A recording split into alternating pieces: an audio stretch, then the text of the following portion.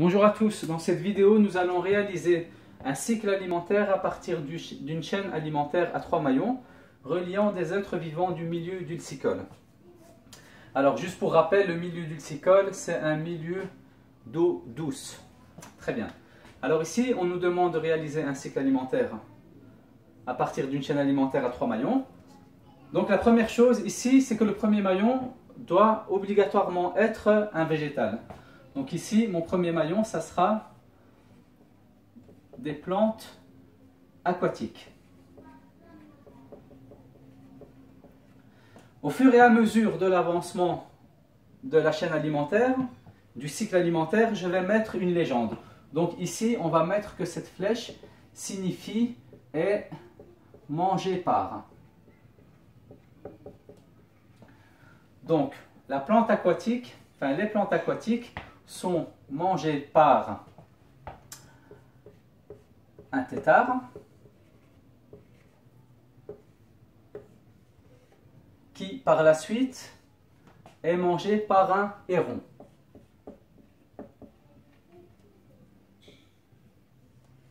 Voilà, donc ça c'est ma chaîne alimentaire à 3 maillons. Ici on nous demande de réaliser un cycle alimentaire, donc il faudra boucler la boucle en finale.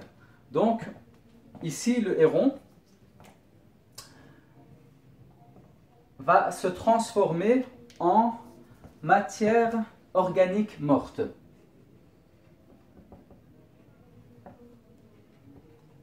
Organique morte. Donc matière organique morte. Donc au passage, la matière organique, c'est la matière qui constitue un être vivant, qu'il soit animal ou végétal. À un moment donné, ces végétaux ou animaux vont mourir et vont se transformer en matière organique morte.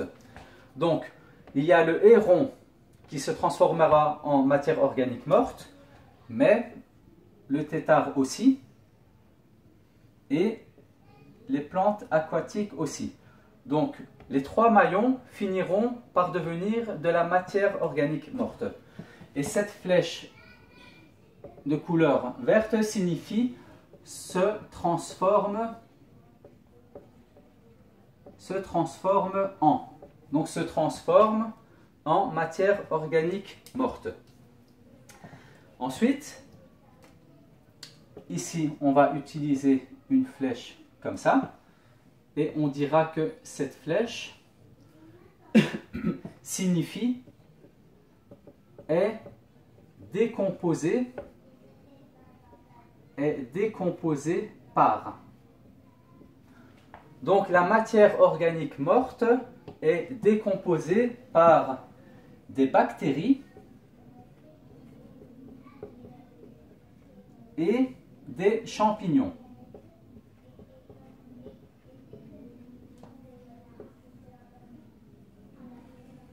Voilà. Donc, la matière organique morte est décomposée par des bactéries et des champignons. Et puis, cela va produire, donc ici je mets une flèche rouge. Cette flèche rouge signifie produit. Donc, les bactéries et champignons vont produire ici des sels minéraux.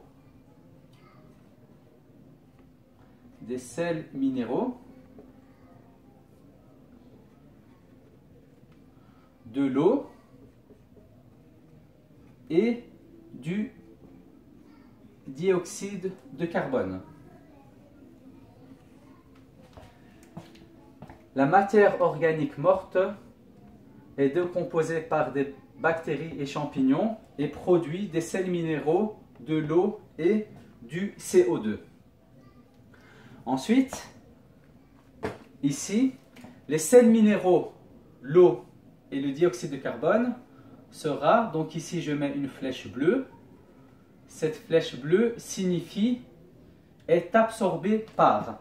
Donc je l'ajoute ici au niveau de ma légende et je mets est absorbé par. Donc les sels minéraux H2O et CO2 seront absorbés par les plantes aquatiques et ainsi on aura bouclé la boucle et voilà notre cycle alimentaire. Alors ce que l'on va ajouter en plus ici, c'est les niveaux trophiques. Alors qu'est-ce qu'un niveau trophique? Un niveau trophique correspond à une situation dans la chaîne alimentaire. Donc ici on a une chaîne alimentaire à 3 maillons et la situation ici correspond au niveau trophique. Alors il faut savoir qu'il existe 3 niveaux trophiques différents.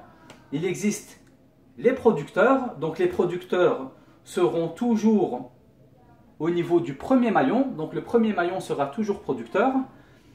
Ensuite, on a les consommateurs. Ça, c'est le deuxième sorte de niveau trophique. Le deuxième maillon est un consommateur primaire. Le troisième maillon est un consommateur secondaire. Donc, juste après les producteurs, on a consommateur primaire, consommateur secondaire. Et si on avait une chaîne alimentaire à 4, 5, 6 maillons, ben, on aurait eu aussi des consommateurs tertiaires, quaternaires, etc. Très bien. Alors, ici, le dernier et troisième niveau trophique qui existe au niveau de la chaîne alimentaire sont les décomposeurs. Donc ici, on voit bien que la matière organique morte est décomposée par les bactéries et les champignons. Donc le niveau trophique des bactéries et des champignons, c'est que ce sont des décomposeurs. Et ainsi, on aura réalisé un cycle alimentaire à partir d'une chaîne alimentaire à 3 maillons, reliant des êtres vivants du milieu dulcicole. Merci à tous et bon travail à tout le monde.